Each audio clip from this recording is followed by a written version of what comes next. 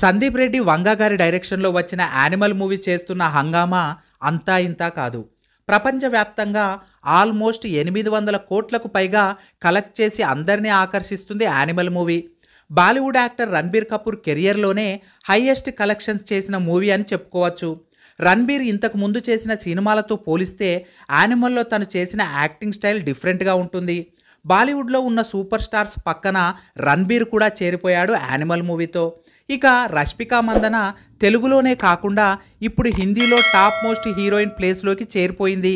అలాగే ఫిల్మ్ ఇండస్ట్రీకి చాలా సంవత్సరాలు దూరమైన బాబీ డియోల్ కూడా యానిమల్ మూవీతో మళ్ళీ సెకండ్ ఇన్నింగ్స్ స్టార్ట్ చేశాడు అనుకోవచ్చు. యాక్చువల్గా యానిమల్ మూవీని ఆల్మోస్ట్ 150 కోట్ల రూపాయలతో టీ సిరీస్ అధినేత భూషణ్ కుమార్ అండ్ భద్రకాళి ప్రొడక్షన్లో ప్రణయ్ రెడ్డి గారు నిర్మించారు.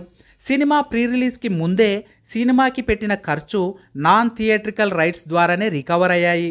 ఈ సినిమాని అన్ని భాషల్లో భూషణ్ కుమార్ గారు రిలీజ్ చేశారు, ఒక్క తెలుగులో తప్ప. యానిమల్ సినిమా రైట్స్ ఎవ్వరికీ అమ్మకుండా ఓన్గా రిలీజ్ చేయటం వల్ల దాదాపుగా 290 కోట్ల రూపాయలు ప్రాఫిట్ వచ్చింది. సినిమా షేర్ మాత్రం 350 కోట్ల దాకా వచ్చింది.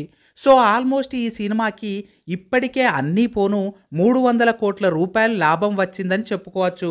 సో ఫైనల్గా తెలిసిన విషయం ఏంటంటే ఇన్ని కోట్ల రూపాయలు రావటం వల్ల టీ సిరీస్ భూషణ్ కుమార్ గారు వరుసగా సందీప్ రెడ్డి వంగా గారితో సినిమాలు చేయడానికి రెడీ అయ్యారు. అందులోనూ ప్రభాస్ గారితో స్పిరిట్, అల్లు అర్జున్తో ఒకటి అండ్ యానిమల్కి సీక్వెల్గా యానిమల్ 2 కూడా వచ్చే అవకాశాలు ఉన్నాయట. ఏది ఏమైనా యానిమల్ మూవీ ఈ రేంజ్లో హిట్ అవుతుందని ఎవ్వరూ ఊహించలేదు.